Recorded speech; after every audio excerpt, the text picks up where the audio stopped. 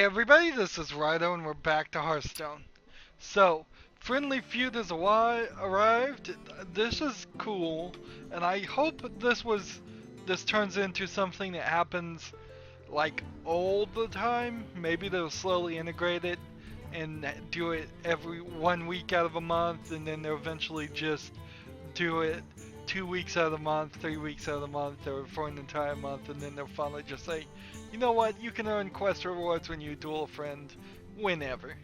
So, any of these quests, now, I could do by dueling friends. They are desperately here trying to get more friends.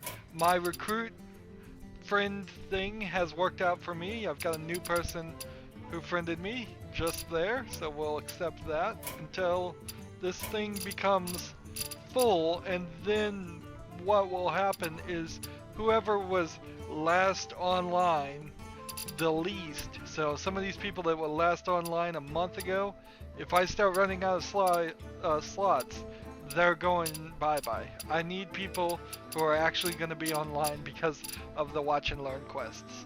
Sadly, I'm not probably going to play them that much, but whatever. I am planning on accepting all friend requests. The only time I've rejected so far is when somebody else's friends was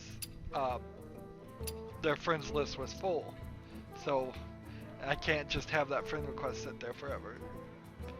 This is a pretty good deal we've got here. Destroy 20 minions, play 30 minions. Let's get rid of the win 3 games. Win 2 games with Rogue or Warrior, even better. So it didn't even change the amount of gold I'll get, but it makes it a little bit easier to do. Let's see. Tavern Brawl is gone. I think we played it though. So this time we'll just be playing ranked Rogue and Warrior. Let's play Rogue. So Rogue Standard, ranked. Let's go. Let's go, let's go, let's go. So, as you probably can tell, my microphone still isn't set up. I've got the USB extension cord needing to come. I also, turns out, need weights. So, I got a cheap microphone stand, and I imagine if you were going to spend more than 20 bucks on a microphone stand, you would do some more research. You'd get some really heavy metal ones that are thick pipes, heavy, will not fall over regardless of what weight you put on them. Because the Blue Yeti microphone is a hugely heavy microphone. It is also not standard width, so it won't work in a lot of shock mounts and such. Which means if I was ever to put a shock mount on it, then that is something I would have to get a very special shock mount, which costs extra. Hello. The So pleasure is mine. that's all a consideration when you get the Blue Yeti, but short cord. The cord is too short. It only makes sense, the cord. It's a long cord if you're going to plug it into a computer that's under your desk, or that... Wow, that's interesting.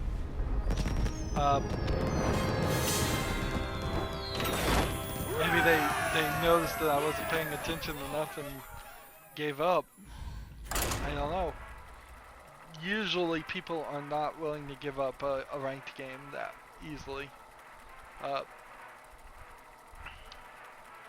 So, yeah, but the stand is just not heavy enough. So, things I've seen on the online is put a 10-pound weight over the central pole, so it just holds 10 more pounds down the middle. I'm thinking for my stand, the rubber feet will come off, so I can fill it with like pebbles from a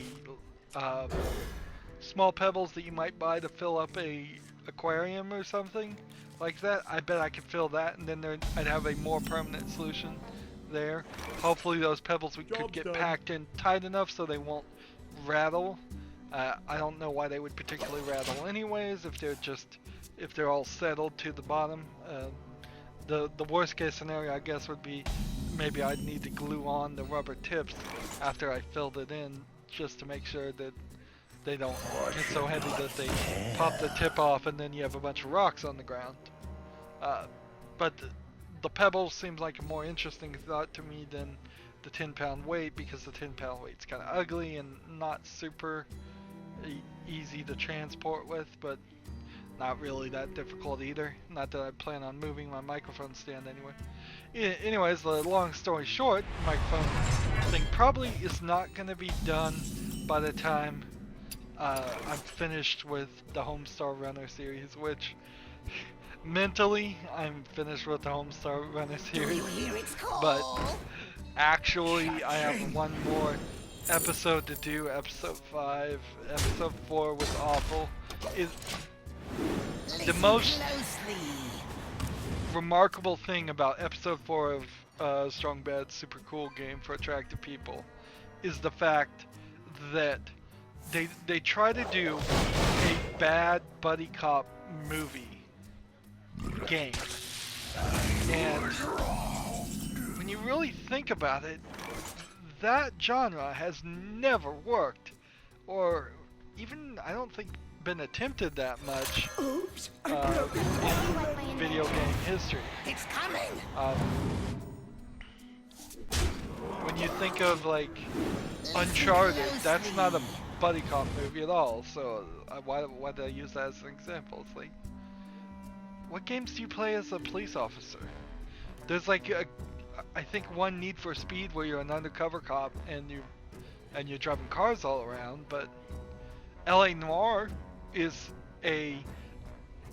you play as a police officer, but that's not an 80s buddy cop movie by far. It's a earlier noir based mystery for, you'd say, something like 40s, 50s, 60s type movie. And I assume the reason why nobody has tried it is simply because people know it won't work. It just cannot possibly work. As are you my master? If you're sure. Might as well keep this one alive and kill this one. Job done. End the turn.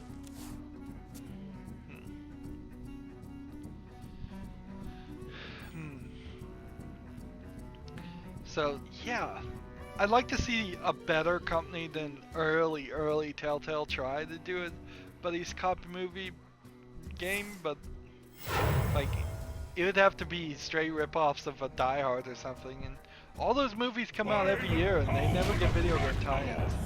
And that has to say something.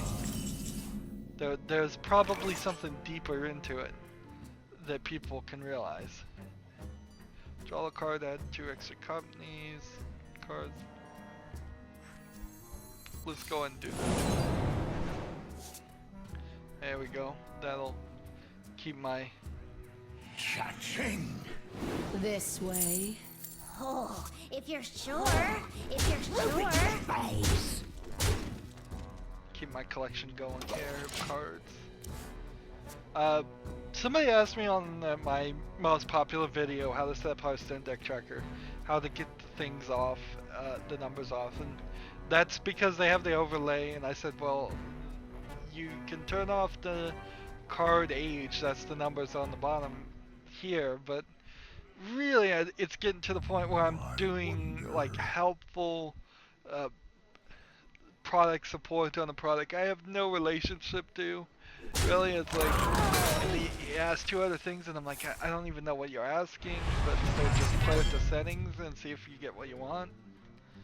But I guess I need to keep responding to him. I mean, I don't want to lose people watching it, and every comment on the video just gets more people to see it. And since lots of people are seeing that video, I want to keep bumping it up. I must choose. So that kind of, it's kind of still a very big shame that video is still the best video. That being said, my most recent friend video is also getting quite a lot of views, and before it came out, I was averaging about 160 views a day, and now I'm averaging about 400 views a day. It pumped up to 7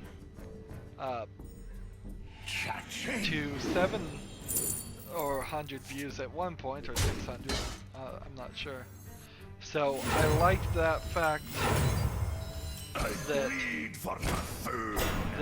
maybe that one new video that was really popular is going to have a driving force to improve my views. That's good. The reason why I think it is going to have a driving force, at least for a short time, is that I'm letting people post their battle codes so people can click on all of those things and friend them. Now, I really probably am not going to bother personally to go through that first myself and add every single person. I haven't done anybody there.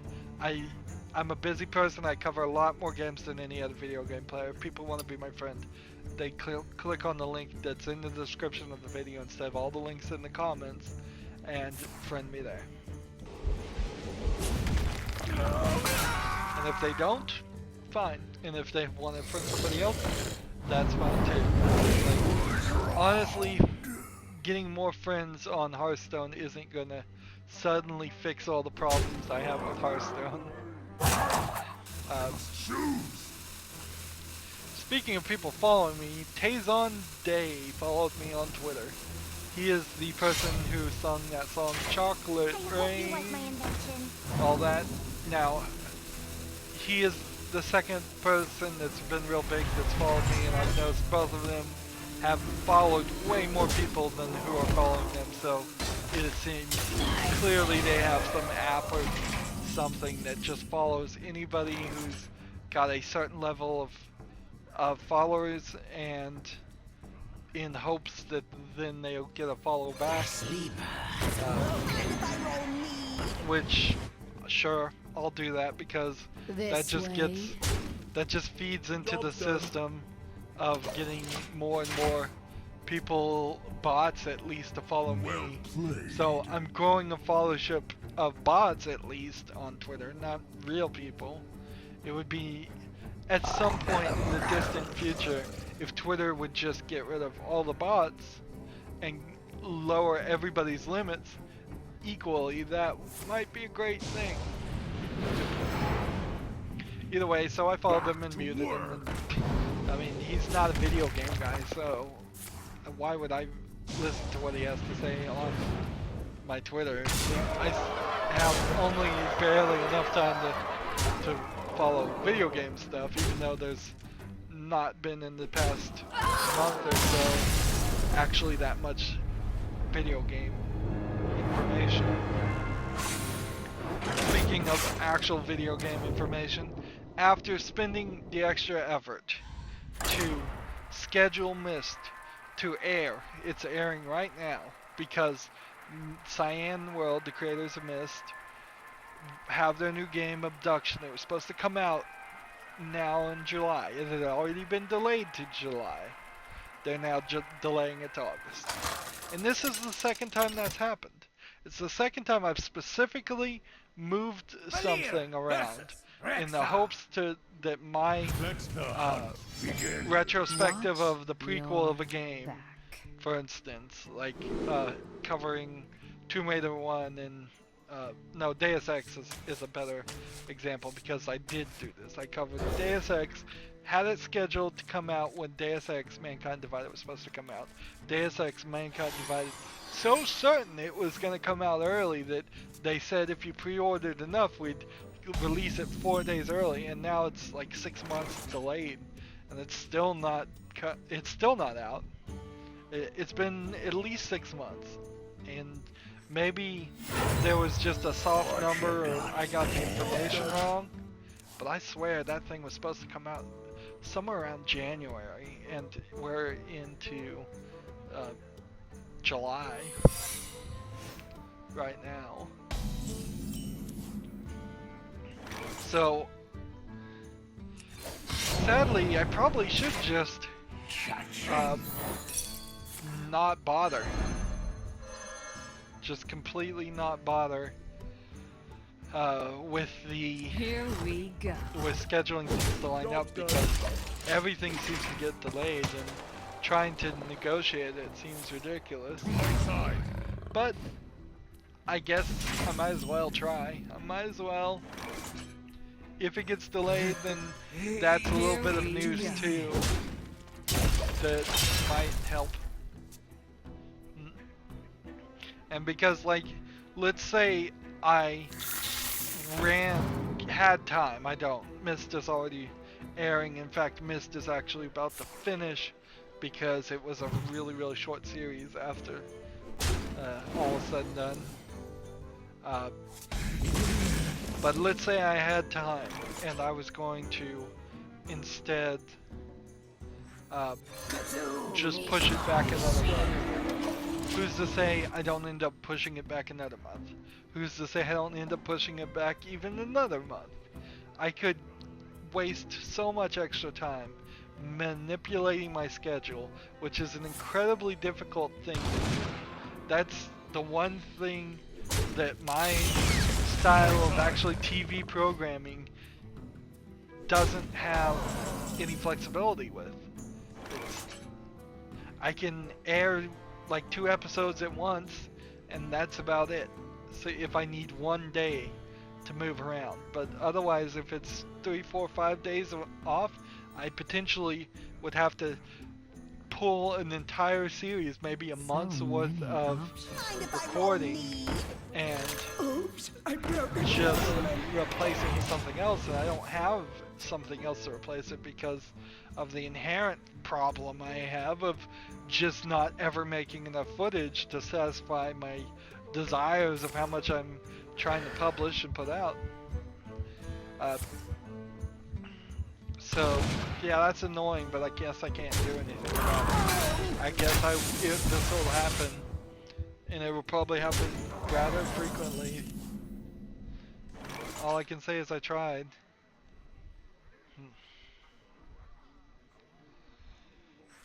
Let's go ahead and get rid of one of these characters. Hey, give me that! Job done. There you go. So, let's see. I actually have quite a bit of things to talk about. It's just, can I remember? The War for the Overworld got an article about it. It was the spiritual successor of Dungeon Keeper, not Diablo. And they were talking about just how it was a messy development. That game is available now. I still don't feel like that would be the best use of your money. It's a game that's just got some. It's got some development that still needs to be done. I guess it is a good argument. I mean, it was a Kickstarter game. At some point it was in early access Steam Greenlight. They're saying it's a finished 1.0 product now. I would say probably not. The most recent patch is 1.4. I think they're just trying to make money there, and is it really finished? Do you hear its I call? I wouldn't say that. I really wouldn't. What you got there? I obey. Let's see. Oh, it rises. So Listen closely. it's kind of weird that it even has a story about it. It's a story with nothing that really happened. So that probably is just advertisement. If I'm really gonna be honest there, if somebody's doing an article about a game and there's no reason to do an article about that game, it's probably just advertisement, I would say. Unless there's something that happened. Unless somebody stole some money, or a huge patch is coming out, or it's a 10th anniversary, 20th year anniversary, something. If you can't figure out any reason why somebody's talking about something, it's probably just an ad. Valera versus Thrall. For Doomhammer. Watch. I've come to realize one of the Sunday morning quote-unquote news shows that I see on TV is nothing but advertisements. It's like they only talk positively about things. They have no really investigative or critical response to anything. And it's just like, oh, this is 100% sponsored content. These people are paid. Greetings, friend. I mean, they did like a thing about Weird Al, and I'm like, I love Weird Al, and I was music, and most people do, but really, this is just a puff piece. This is just advertisement. This is just saying something nice. Now, honestly, you can't really say too much nasty about Weird Al. He tells the same, like, supposedly bad stories regardless of who he's talking to. And the nastiest thing you can say is Coolio had trouble with his his Amish Paradise thing, which I'm not sure that whole beef wasn't just made up, or and that's like the worst thing that I've ever heard about him. So, but again, there was no reason to talk about him. It's not like he had even a new CD that was that new.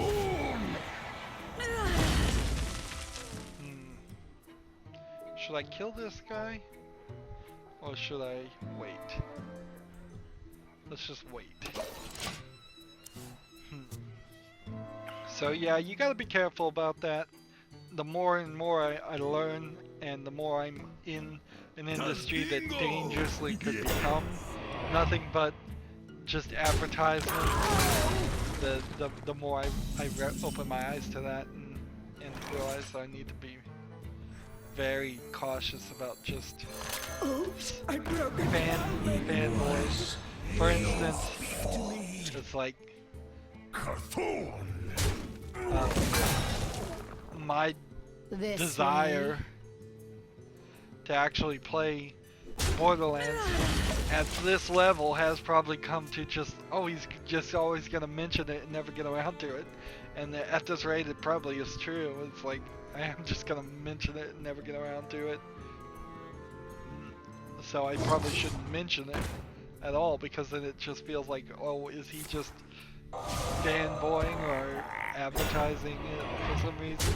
Even if there is no connection between me and Gearbox, but that doesn't stop somebody from being such a fan and thinking they want to help it, which is exactly my argument about this whole greenlight good stuff and this that Jim Sterling's doing, and what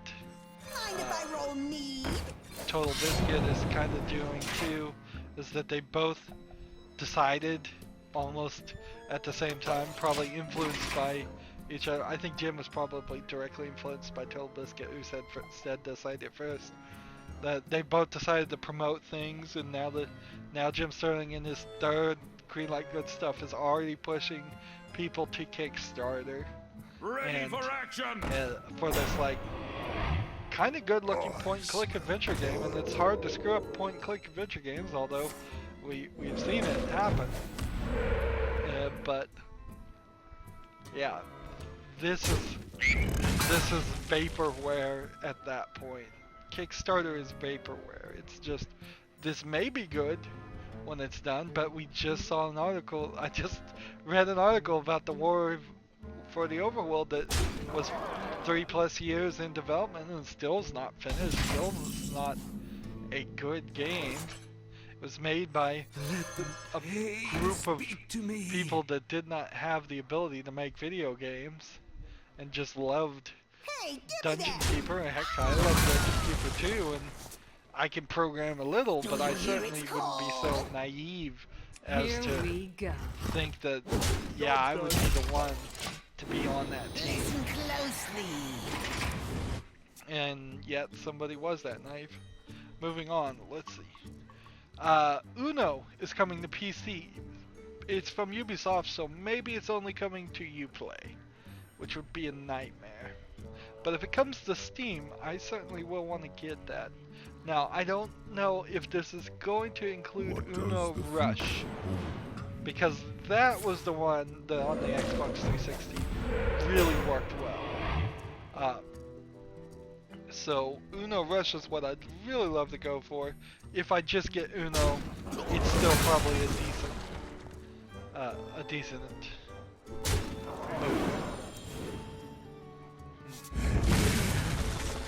Other things coming to PC, Dead Rising is coming to PC, yay. I still probably want to play the game because I didn't really finish Dead Rising 1. I don't think I really finished Dead Rising 2.